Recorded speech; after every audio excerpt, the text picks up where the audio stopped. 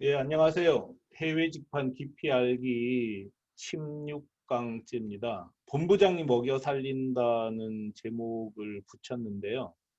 이게 본부장 문제는 아니고 원어민에게도 해당이 됩니다. 제가 어제도 잠깐 말씀드렸었는데, 어, 티쿤이, 티쿤이 이 위에 있는 초록색, 파란색, 고동색 등 상위 인터넷 쇼핑몰을 다 직접 운영을 했었다고 말씀드렸잖아요. 그런데 제일 처음에는 이렇게 한 곳에서 명함과 스티커, 실사 출력물 이런 걸 한 곳에서 팔았어요. 그러다가 어, 실사 출력물부터 하나하나 독립된 사이트를 만들었다고 말씀드렸죠. 보면은 이거는 마꾸마꾸라는 독립점이잖아요. 안 보이네요.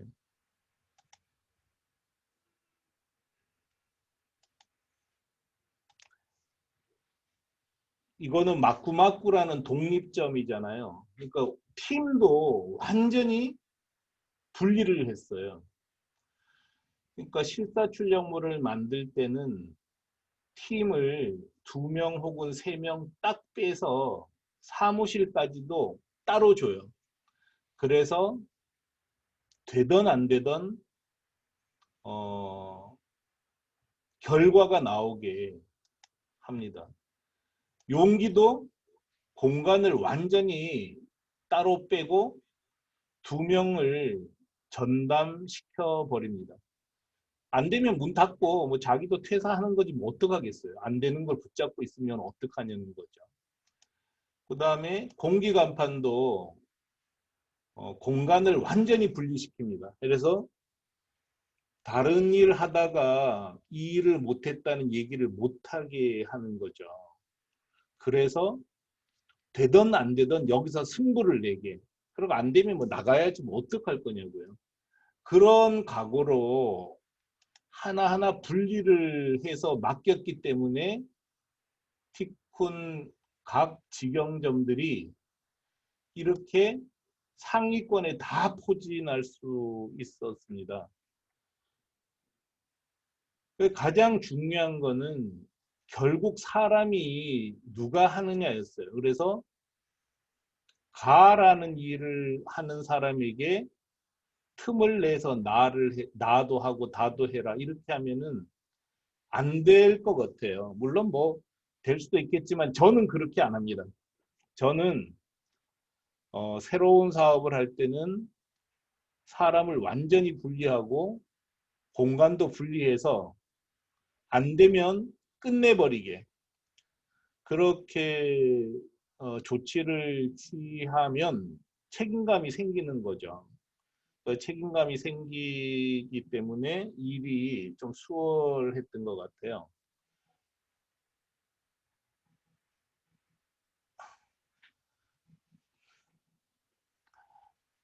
그 이렇게 완전히 분리를 시켰던 게 저한테는 가장 좋았다고 생각이 들고요. 이 얘기는 이렇게 각각 독립된 점을 만들게 했다는 것은 책임자에게 책임자에게 전권을 준다는 거죠. 근데 해보면 누가 하느냐에 따라서 성공하기도 하고 실패하기도 합니다. 뭐 지극히 당연한 얘기겠죠. 어, 똑같은 한국 축구 대표팀이지만 히딩크가 지휘하면 월드컵 4강에도 가는 거고요. 베트남 축구팀을 박항서 감독이 지휘하면 동남아시아권에서는 우승도 하고 그러는 겁니다. 그래서 저는 본부장이 회사를 살릴 수도 있고 망하게 할 수도 있다고 생각해요. 본부장이 아니면 CEO겠죠. 근데 능력 있는 본부장을 뽑는다는 거는 너무 어렵잖아요. 사람을 모르기 때문에 CEO들이 여기서 투자를 안 하려고 그럽니다. 확신을 못 가지니까 괜히 연봉 8천 줬다가 이 사람이 4천만 원 정도 일하면 어떻게 하느냐 생각해서 자꾸 낮은 사람을 뽑더라고요. 근데 이거는 사람의 본성 같아요. 돈 들어간 건 너무 무섭거든요.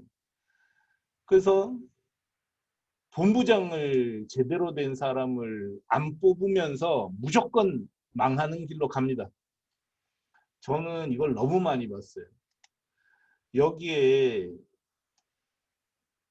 제가 직접 지휘했으면 무조건 랭킹 10위권 안에 들어갈 수 있는 아이템이 몇 가지가 있어요. 근데 그 아이템 지금 30위권 막 이 밖에 있거든요. 이유가 뭐냐면 실무 총괄 책임자가 너무 약한 거예요. 실무 총괄 책임자가 약하니까 일이 안 되는 거죠. 그런 문제를 해결해야 일이 되는 건데 말이에요. 똑같은 얘기가 원어민한테도 걸립니다. 원어민. 사람들은 저한테 계속 그런 질문을 해요. 일본어를 잘하는 한국인이 더 좋지? 그거 쓰면 어때요? 이렇게 묻는데 우리는 일은 사람이 한다는 거를 말로는 하잖아요. 근데 왜 그런 질문을 하는지 저는 모르겠어요. 한국어를 잘하는 일본인이 있고 일본어를 잘하는 한국인이 있으면 무조건 일본인을 써야 된다는 거예요. 왜냐하면 우리 방침은 제 의견은 철저히 현지화하는 거잖아요. 그러면 우리가 어떤 가게에 전화를 했더니 연변어가 나온다. 이러면 불신하는 거하고 똑같다는 거죠. 근데 조금 구하기 어렵다고 한국인을 턱 배치하는 게 제가 그러면 안 된다고 통사정하지 않는 이상 10명 중에 9명은 이렇게 합니다. 그리고 원어민 한 명이 첫 번째 원어민은 전략 파트너입니다. 그러니까 원어민이든 자기 회사 구성원이든 단순 실무하는 사람을 뽑는 회사는 망하게 돼 있어요. 원어민은 절대로 전화 받는 사람이 아닙니다. 그 나라 정서를 파악하고 그 나라 고객의 요구사항을 잘 정리해서 회사 정책에 반영시키는 사람이지 전화나 받는 사람이 아니라는 거죠. 그래서 너무 많은 사람들이 자꾸 실무로 접근하더라고요. 그 전화 받는 사람. 아, 이런 사람 뽑아서 뭐 할 거냐고요. 그런 게 아니라 고객의 요구를 정확하게 듣고 그거를 회사 정책에 반영시킬 수 있는 전략 파트너를 뽑아야 된다는 거죠. 본부장도 마찬가지입니다. 그러려면 무조건 돈을 많이 줘야 돼요. 근데 잘 생각해 보면 연봉 3천만 원하고 연봉 6천만 원 사이에는 200만 원밖에 차이가 안 나거든요, 월로. 근데 사실은 그게 더 유리합니다. 그런데 CEO가 그런 결정하는 거는 정말 너무 어려워요. 왜냐하면 당장 돈이잖아요. 당장 돈이니까 어떻게든지 안 쓰려고 그러는 거죠. 근데 뭐 여러분도 다 아시겠지만 사람에게 돈 아끼는 건 사실 좀 멍청한 짓이에요. 그리고 제가 일관되게 말씀드리지만 이런 해외 직파는요, 규모가 큰 사업입니다.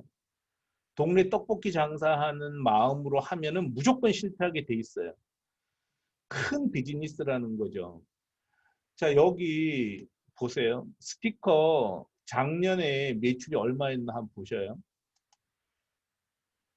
51억 원짜리 사업이란 말이에요. 연간. 이게 결코 작은 게 아니거든요. 이런 비즈니스를 하려고 하는 마음가짐에서 본부장이든 원어민이든 뽑아야 됩니다. 그럼 한국 기준으로 야 정말 이런 사이트를 하나 제대로 운영할 본부장급 급여는 얼마 정도 될까요? 제 생각에는 연봉으로 해서 뭐 8천만 원, 9천만 원 이 정도 돼야 되지 않을까요? 뭐 스탁 옵션을 주든 뭘 하든 그런 걸 보장해야지 그런 일을 할 수 있는 사람들을 뽑을 수 있는 거고요. 여기에 원어민이라고 하더라도 돈을 많이 줄 생각을 해야죠. 다른 돈을 아끼더라도 그런 고민을 해야 될 것 같습니다.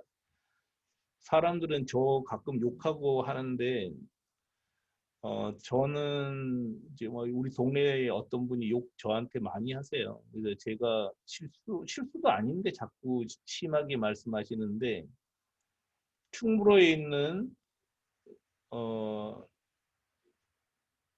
인쇄물 판매업자 중에 일본에 나가서 성공한 건 진짜 극히 소수거든요. 다른 사람들은 나갔다가 다 실패해요. 결국 사람의 문제라는 거죠.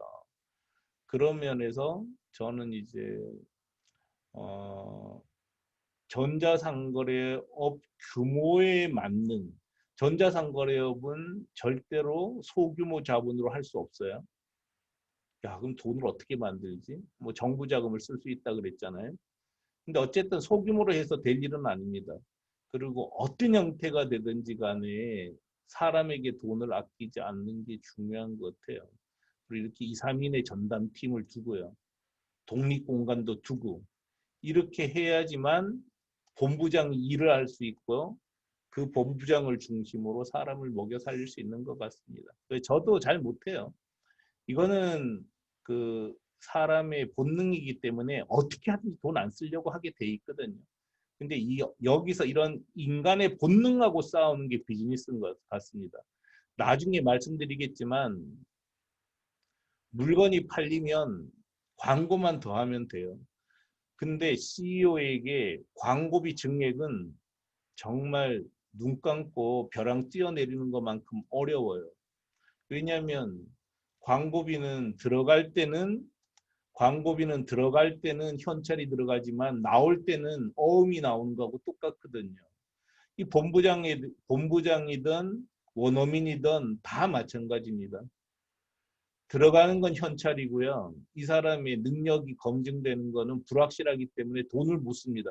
근데 여기서 CEO가 결단을 해야 되는 그런 과제가 생긴다고 생각합니다.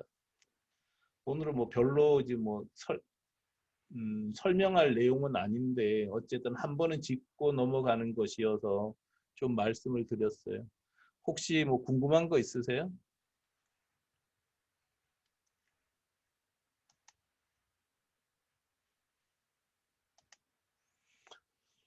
음, 하여간 뭐 해외 그 해외 직판 자체는 잘 되고 있으니까 여러분께서 제가 계속 통계를 보여주는 것처럼 통계를 보시면서 스스로 확신을 가지시기 바라고요. 어, 칠레 거도 조금 전에 보여드렸잖아요. 칠레도 매출 잘 올라가고 있어요. 그래서 이런 거 보시면서 해외에 사는 분들에게 이렇게 스티커 판매하라고 좀 권해 주시고요. 또 10월 달에는 중국발 실사출력물점도 분양하고 있으니까 그때도 좀 활용하시라고 전해 주세요. 질문 없으세요? 저 하여간 그 여기 보면은 뭐 여러분은 뭐 입안 계시는 분들은 다 아실 것 같은데 제가 제가 이제 우리 직원들한테 쓰는 CEO 전원 계속 나오는 건 아시잖아요. 이거 책으로 묶어 놓은 거 있어요. 책으로 묶어 놓은 거 있으니까 여기에 그 티쿤과 만남 후기에 하여간 뭐 티쿤과 온라인이든 오프라인에서 만났던 얘기 이렇게 전해주시면 CEO 전원 2019년 거하고 2020년 상반기 묶어놓은 거 보내드릴게요. 자, 다른 거 질문할 거 없으면 질문이 하나 있나 봐요. 채팅 들어온 거 말씀. 해외에 티쿤 법인이 없는 곳에 전상점 오픈 시 법인 역할을 위한 여러 가지 준비. 그건 우리가 하는 거예요. 예를 들어서 지금 어떤 분이 좀 생소한 나라에 스티커 팔고 싶어 하세요. 근데 그 책임은 거기 있는 법인을 만드는 책임은 티쿤이 질 거니까 여러분께서는 그런 거보다는 가격 경쟁력이 있느냐만 확인하세요. 가격 경쟁력이 있는지만 확인하시고 내가 진짜 하겠다. 이런 결심이 섰을 때 저희하고 계약하면 그 나라의 법인을 세우는 거는 티쿤이 어떻게든 할 거거든요. 그래서 지금은 그런 고민보다는 그 나라의 경쟁력이 있는지 이것만 좀 얘기해 주세요. 그래서 피지사 연결, 현지 택배사 등은 티쿤이 책임집니다. 여러분께서 안 하셔도 돼요. 지금 질문하셨던 임성남님께서는 어느 나라 나가시게요? 나갈 나라를 정하셨어요? 아직은 안 정하셨어요? 하여간 나갈 나라를 캐나다.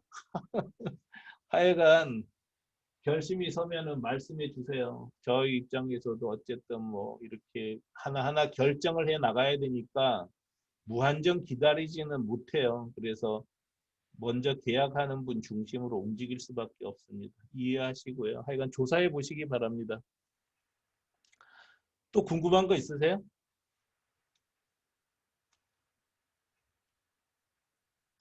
자, 없으면 마칩니다. 내일도 또 이렇게 내일 금요일이잖아요. 내일은 주제를 어, 내일 주제를 확인하고 마치도록 하죠.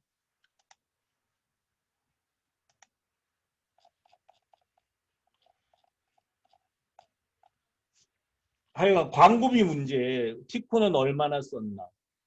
현재 티콘 이용점들은 얼마를 쓰고 있나? 광고비를 언제 쓰는 게 좋으냐? 이것도 별건 아니에요. 다 아는 내용인데 우리가 같이 한번 생각을 해보자는 거죠. 이것도 중요한 겁니다. 저도 이 광고비 처음부터 제가 다 집행해봤거든요. 그 다음에 마케팅 때 말씀드렸죠. 광고비는 어디다가 쓰는 게 제일 좋아? 이런 거를 한번 생각해보는 시간을 가지도록 하겠습니다. 예, 마칠게요. 하여간 들어주셔서 감사하고 또 내일 뵙겠습니다. 또 하여간 이렇게 실제로 강좌하기 전에 돌아가는 몇 가지 소식들은 꾸준히 전하겠습니다. 들어주셔서 감사합니다. 마치겠습니다.